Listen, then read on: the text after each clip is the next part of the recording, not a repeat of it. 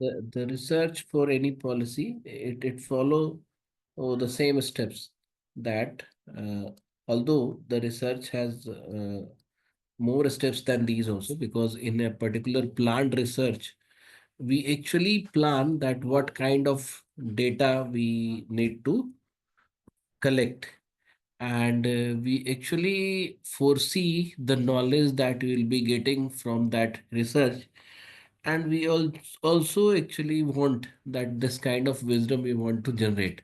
So whenever we see research for policy or research for any particular with research with objective or research for any particular purpose, we actually have all the steps or all the uh, expected outcomes. We actually anticipate that beforehand. Although you might not get the same as you have planned, but we do some planning in order to do that.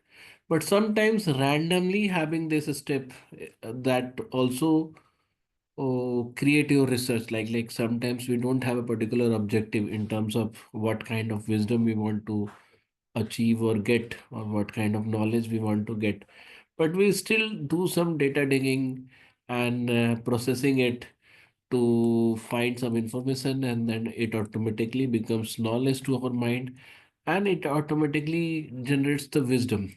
So when it is done purposeful, it is research. Okay, when you have planned for it, when you have marked your steps, you have marked the kind of data that you will generate or study, then it is research. So uh, whenever we try to work with some policy, we actually need research, good research. So sometimes policymakers will do their research by themselves, or sometimes policymakers actually rely on the proper professional researcher for the same field. So many people sometimes they ask that what we will do with development studies. So development studies actually try to build your research capability, and policymakers or MPP people will generally will rely on these researches. So when it is a small research, when it has a very small output, then you can do it by yourself also. But extensive research, for extensive research, we will have to come up with or get the help of people who are more professionally trained to do the research. Now let's go to the other story where I was talking about the things we do. Either it is skill based, knowledge based, and research based. I'll give you a very small story behind or to explain this. Let's say long ago, when there was village areas or there were market areas, and there was a mochi. Everyone knows what mochi is. A cobbler. Cobbler बोलते हैं ना मोची को? है? Anyone? Cobbler Yes. बोल. Yes, sir. हाँ. तो बहुत इंटरेस्टिंग है. Just try to understand what I'm trying to say with this story. तो जैसे मान लो कि let's say that there is a cobbler in a market, and he makes very nice shoes to sell that shoes to the market. Now he is very famous among this market, and his the shoes made by him is very qualitative, and people appreciates the shoes that he is made. Now let's say a traveler came to the market and find out that there is a cobbler. He makes very nice shoes, and he sells the shoes in a very affordable price, and uh, his shoes qualities are very good. Now that traveler, now that traveler, what he did, and what he also knows that there are some markets, because he's traveler, then he knows that there are some market where the cobblers are not making right shoes or good shoes. So he knows that there is a big gap between the demand and supply in these market for shoes. So here the cobbler was earning money on the basis of his skill. So I'll say that his entire income or his business is based on skill. So we'll call it a skill base. Now the traveler, what he is doing, or now let's say we call it marketer, traveler or marketer. What he did, he knew that, and he knows that the cobbler is making good quality shoes. He knows that there are markets where people are not having good quality shoes. So he took orders, or he just assessed the demand of these markets, and asked the cobbler to make shoes, and bought it on the price on which cobbler is selling, and brought these shoes to the market and started getting premium price on it. Premium price on these shoes. And there's a big difference between what he is paying to the cobbler and what he is getting from the market. So I'll call this type of business, this type of business that a traveler or marketer is doing, I'll call it knowledge based.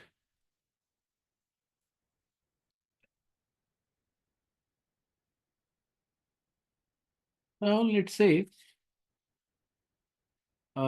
there's a person who now knows this business also, that there is a cobbler who is very good at shoes making, and now he also knows that there are a number of markets which has shoes requirements.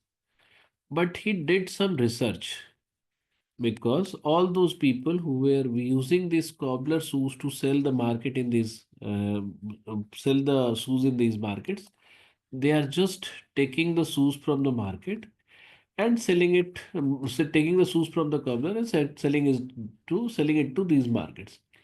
Now the person, I'll call it here the researcher,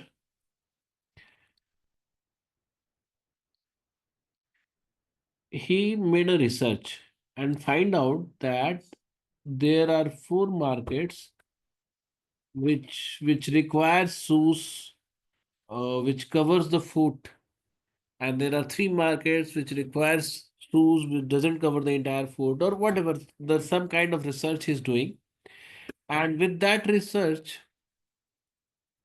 he actually identifies the exact demand of the customer, that what kind of shoes they are looking for, and he made the design. What researcher did, he made the design component by himself and asks the cobbler to make the shoes based on these designs. So he gave the design, the component of design he found it from the research, and gave the cobbler to make this shoes, or these shoes which are having these designs component.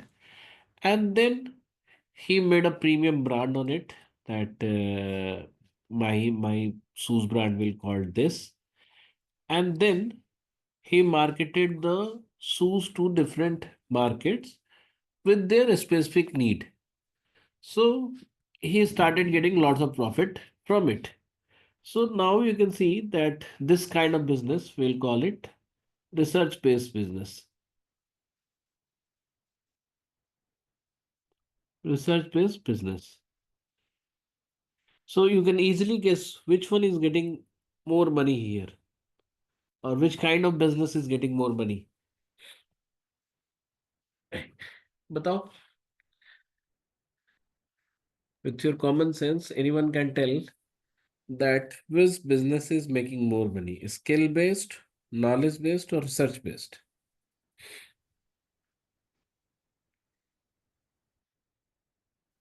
So research based. Research based.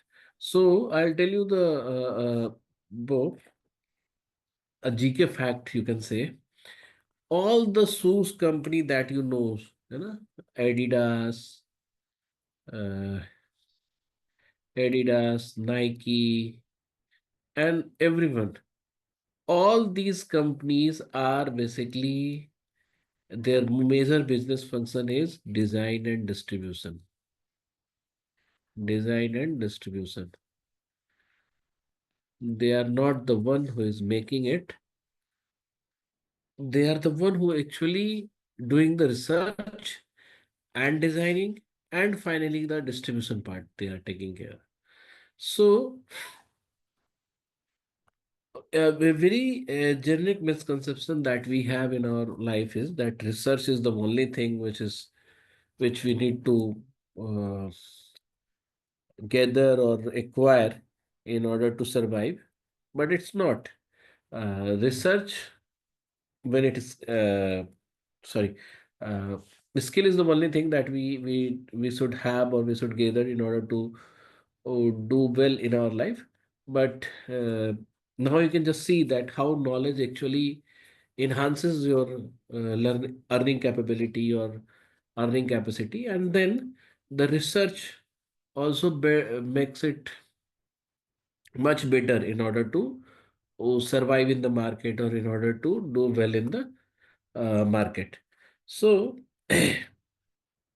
with these two examples, and before going ahead, I'll ask if anyone can give me other example which suits this particular flow. That I'll give you an other example by myself also.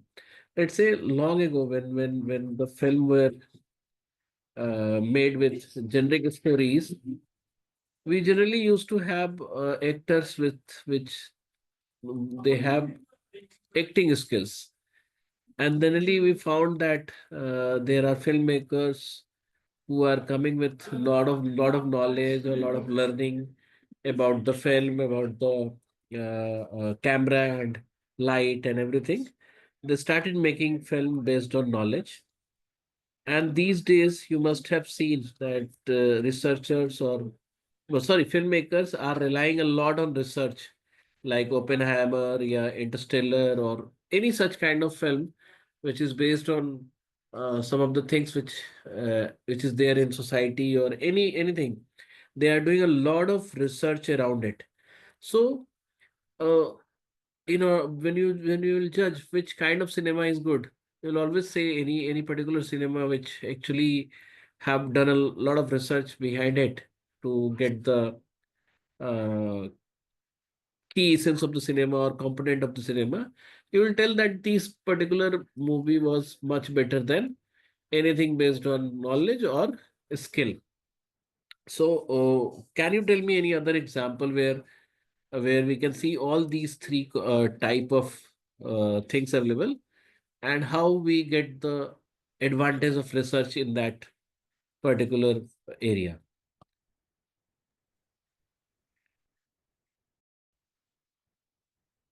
India, very less percentage of revenues being spent on research and development. So I was reading a data much before 2 days. Like I was reading a data in year around 2008. There were one or two company of the world that whatever the amount they were spending on the research and development for their company, the entire Indian companies together were not spending that amount of money in research and development. So now you can see that we have a lot of things to explore with research. So with both of the example, I was actually trying to pitch the importance of research in our day-to-day life, and of course business and policy and everywhere. And now you can just visualize that we cannot do anything without research if you want to do or make something great. So let's read an example from Gagan. Gagan, why are you not speaking on microphone? Is your microphone not working? So Gagan is saying that There is a lot of background. Khadi as a fabric was known to us from a long time, but now more and more brands are coming up which is selling clothes made of khadi at expensive prices. domestic as well as abroad. They did this research and promoted an environmental friendly fabric which helps cottage industry sending text because the background was clear. So, but basically, you need to become more clarify. You need to clarify yourself here that where the knowledge part is there and where the research part is helping. So you'll see that there were people who were very good at mixing uh, herbs to make medicine. So all these people who were good, they become doctor, Ayurveda doctor, and then there come people who were having a vast knowledge of herbs through ancient text and other experiments. So they become little more famous and started some company, and then we have this Patanjali. So Patanjali actually spends a lot on research and development.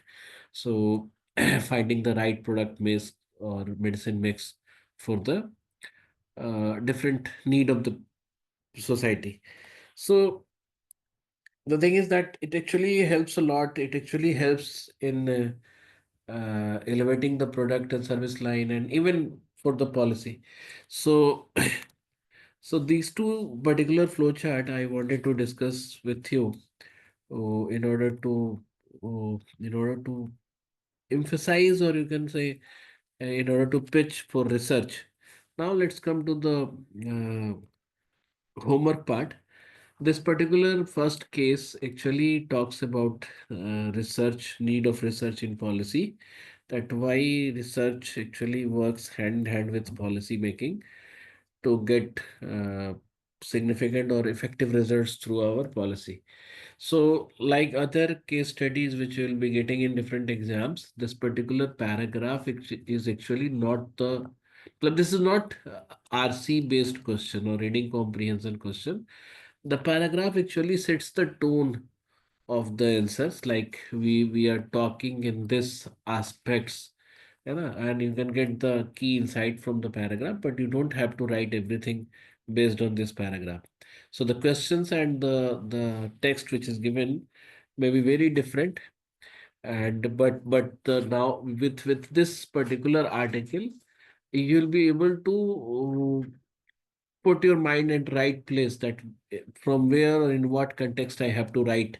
So like we were talking about the LSIU paper, the paragraph they give is not the basis of the question, or it's not the context of the question, but it actually set the context, it set the parameters, it set the dimension that we need to think in these directions. So this particular paragraph will set the tone, and there these three questions are there. You have to write it on Google Doc and share it to me. I'm writing my email ID here. Uh, we will be reviewing it one to one, not one to one. We will be sitting in class only, but I'll be reviewing everyone's answers, because you all know that for even NLSIU, this particular subjective answer writing play a very big role, because other MCQ based questions you may do or you may compete easily with, but this actually matters a lot. So this is the first homework that you have to do, and there are other cases also that you will have to continue doing it in the same doc. So everyone will share a Google Doc with his name, and also write case studies, because we will have to share two documents with us. So just write your name like Vasu is there, Vasu case studies or homework, and name this as in this your name plus case studies, where you can write subjective answer writing test and share it to me, so that from next class I can review it, and will not be spending entire class on reviewing. In every class, I'll be reviewing two or three answers from anyone who have written. Okay.